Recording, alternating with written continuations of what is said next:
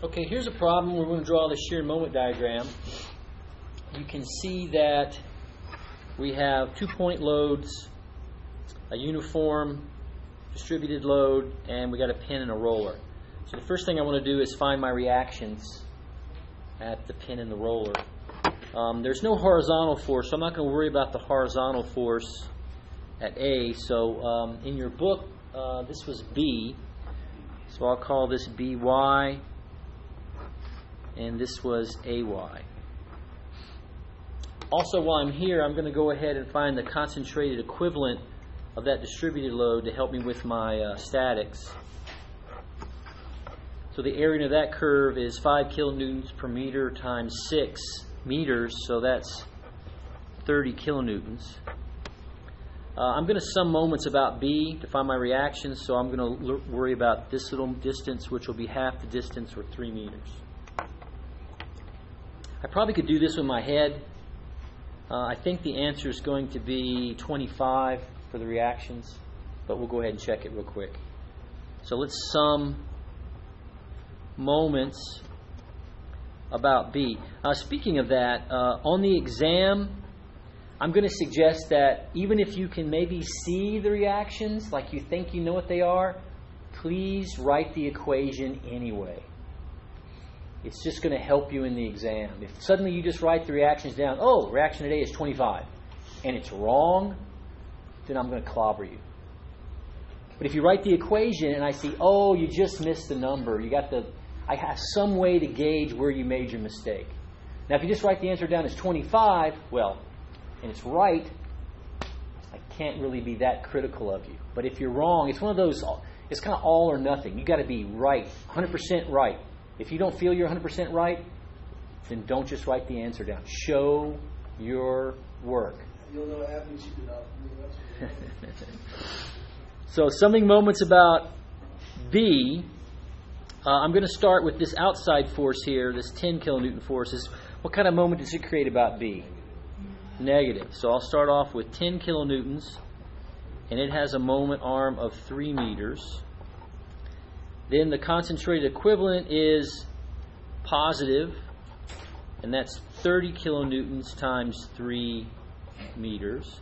And all the way out to the load way out here on this cantilever section, which is also positive moment. And it has a moment arm of, looks like, 9. And then I have my reaction at A,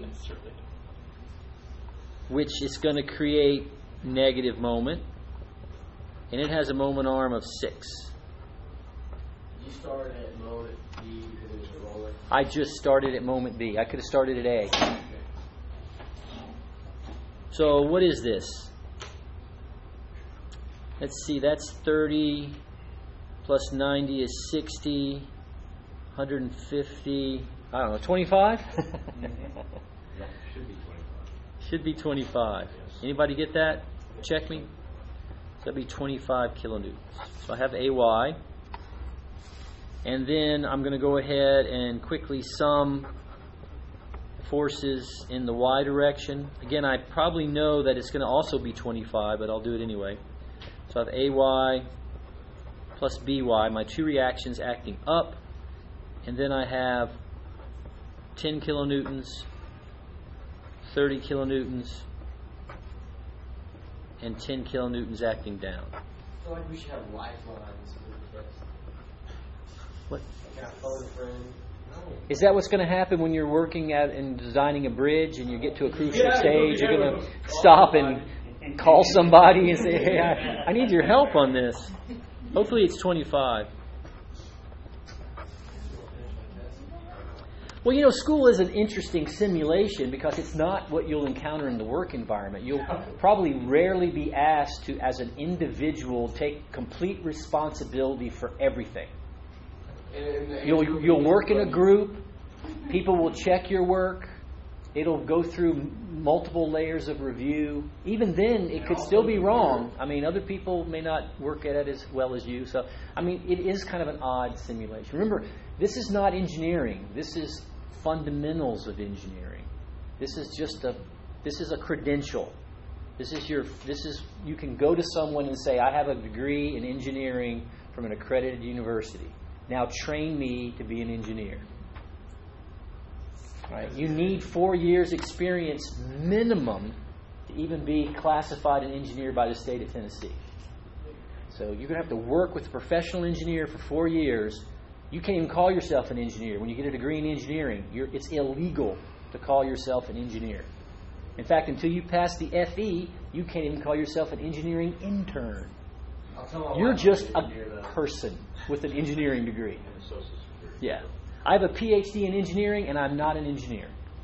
Because I never took the PE. So there's no state in the union where I can call myself an engineer. I can call myself a professor of civil engineering, but not an engineer. I like that too, by the way. I will tell my wife I'm an engineer. You can tell. I'm sure you already told her a lot. Yeah, I did. Well, she's here today. Yeah, that's what I think. Probably true. Okay, so let's go ahead and now extend. These are some points of interest, as I like to call them, using terminology from today's TV land. So here's some points of interest. Now, why are these points of interest? Well, obviously there's one, the beginning and end of the beam. Why are these important? Well, we know some point loads are going to happen there. There's going to be some massive changes in the shear diagram at least. So that's a good place to start. Okay, so remember that change in shear is equal to the area under the load, and then the differential relationship that the slope of the shear diagram is equal to the load. And these are again going to be our two main expressions to help us build the shear diagram. Now, do I know the shear somewhere? What is the shear right here at the beginning? If you have trouble visualizing that, come over here and draw a little chunk of the beam with that load, the 10 kilonewtons right there on the edge, and move just a little bit to the right. And we know that positive shear on the right-hand face is down, right? So if you sum forces in the y direction, what do you get? You get 10 kilonewtons acting down minus the shear. So the shear is equal to minus 10 kilonewtons. So I know to start off that my shear should be minus 10. What about this end over here?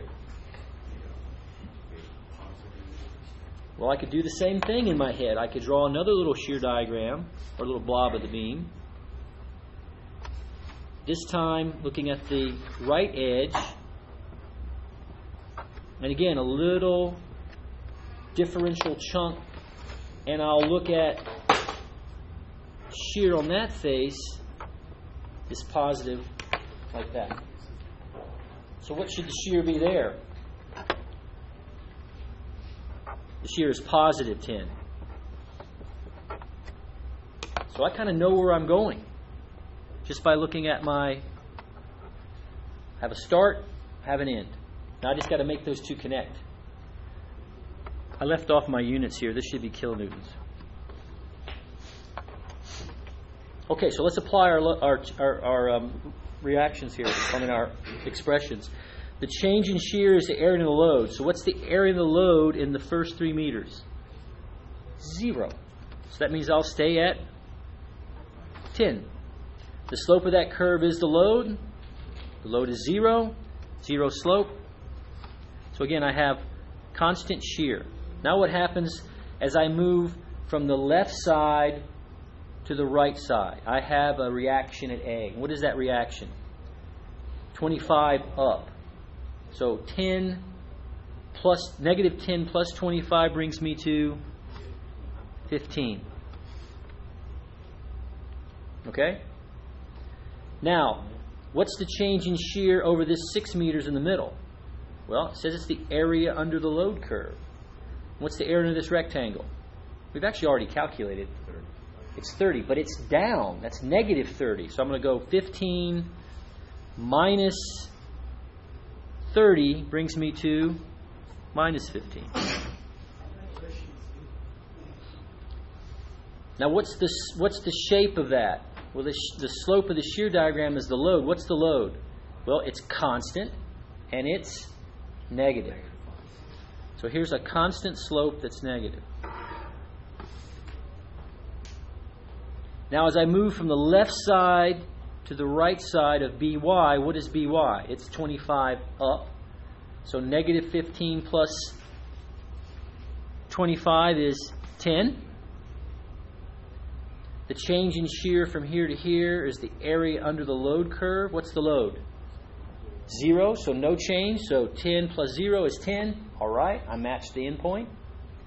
And the shape of that segment is given by the load, and the load is 0, so it should have a slope of 0. So there's my shear diagram. Before you drew the shear diagram, how are you able to determine that negative 10 was going to be at the left and positive 10 was going to be at the right? Well, remember I drew a little free body diagram of this left edge right here. Okay. And I computed what the shear had to be. Right. So I knew where I was going to start. So same thing on the right-hand side. The shear is the opposite direction, so it goes up 10 instead of down 10. Well, I always like to do it this way because it's a little confusing just staring at it. I always like to draw just a little chunk of my beam, put positive shear on, and then just calculate it. And then A lot of students just like to memorize stuff. Like down on the left side is negative, down on the right side is positive. That, to me, is not very fulfilling. I like to just take what we've already learned, which is the sign convention, and drawing a section, a free body. You can never go wrong with that. Guessing, you can go wrong. It's a guess, right? Don't guess. Now, I think Mr. Church asked before about these other points of interest. Well, we just identified one, right? Why am I adding that to the mix? Because there is an important point. Shear is 0. So how do I locate that dimension? There's a lot of different ways to do it. One way I like to do it is to extend that line really back up to the load. And remember, the change in shear is equal to the area under the load curve. All right? So what is the change in shear from here to here? Well, it starts off at 15 and it ends up at 0. So that's a change of what? Minus 15. Simultaneously in this same section, I'll call this, say, x1. What is the area under the load curve? The area under the load curve. Well, what is it? It's a rectangle. What's the area of a rectangle? Base, x1, times height, 5. So this should be, and it's also negative, 5 kilonewton meters times x1. Well, these two things are equal, right? So set them equal. Minus 15 is equal to minus 5 x1. So what's x1 equal to? 3. That's one way to do it. That will always work also. You could always say similar triangles. Right? 15 is to x1. Here, 15, so this has to be x1 too, right? They're the same, similar triangles. So that means 2x equal to 6. x1 is 3. There's lots of different ways to do it. I prefer to use this. I just take the same two things we've been using all along and just fill them in for what I need. So now when I go to do my moment, let's see what happens. So I'm going to establish my moment x-axis, positive x, positive moment, units of kilonewton meters. Okay, what's the moment at the free end? 0. What's the moment at the other free end? 0. I don't think I know any place else. You don't these interior supports, not 0 moment. So let's start with what we know. We know the change in moment is the area under the shear diagram. and that the slope of the moment diagram is equal to the shear. So here's our two expressions that we're going to use to build everything. So starting with the first one, the change in moment from 0 to some value is the area under the shear diagram, which is what? Negative 5 times 3, which is negative 30. So 0 minus 30 is minus 30. Okay? The slope is equal to the shear. What's the shear everywhere in that section? Constant, right? And negative. So there's a constant negative slope.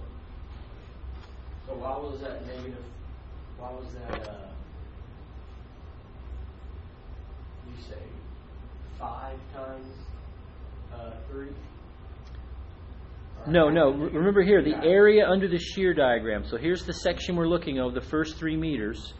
So the area of this diagram, it's a rectangle. So base 3 times height minus 3, minus 10. So that's negative 30. So the change is negative 30. So since we start at 0, we change negative 30.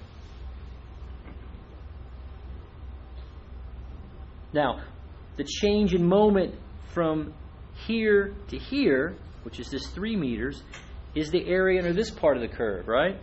Which is positive. What's the area of a triangle? 1/2 base times height. So base 3, height 15, divided by 2, that's going to be some strange number. 22.5? So we got negative 30 plus 22.5, which is 7.5. Now, what about the slope? Well, the slope is equal to the shear. Let's look at the shear. The shear starts off positive and decreases to 0. So I know I have 0 slope here, and I have a positive slope here. So I'll just fit a quadratic curve in there. I had a question. I had that, and then I erased it because it didn't make any sense to me. I thought that the maximum moment was where it was 0 on the shear diagram. Well, it is. That's a maximum, a local maximum. It's not the overall maximum. Oh, okay. That's where I messed up. I have it going the other way. Even though it didn't make any sense. All it says is that the moment diagram flattens out, has a 0 slope. That could be a peak of some kind. It may not be the global maximum. It could be a local maximum. Okay, so now we're going to go from here to the next section. So the change in moment is the area under the shear diagram, and that value is negative, and that's the same as before. That's 22.5. So that's negative 7.5, sorry. Negative 7.5 plus 22.5 brings us back to negative 30.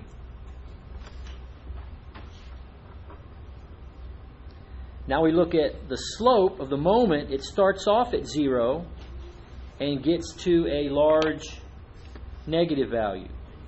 So there's kind of our slope. And this curve should be symmetric about that middle point. I don't know if I'll be able to draw it exactly, but that's close enough for us.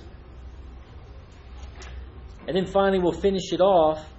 I'm starting here at negative 30. What's the change in moment over the last 3 meters? According to this, it's the area under the shear diagram. That's a positive area. Base times height, 3 times 10 is 30. Negative 30 plus 30, 0. And then what's the slope? It's equal to the shear. What's the shear? Well, it's constant, and it's positive. So here's a constant slope that's positive. There's your moment diagram. So the actual moment, the maximum moment, is negative 30 kilonewton meters, and it occurs either at A or B. Now, one thing you can think about is, depending on how I made these loads, it's possible that this part of the curve could have gone slightly positive. And this is something you'll be worried about more when you take reinforced concrete, because you'll need to know not only the largest negative moment, but you'll also know the largest positive moment. This particular set of loads does not create a positive moment. It's all negative. So what does this beam really do? It's all negative. So this whole thing is a big frown. So where would you put the rebar if this was made out of reinforced concrete? Top or bottom? Top, all the way across. Unusual, but that's what it would do. Any other questions about this? Okay. I think that's all we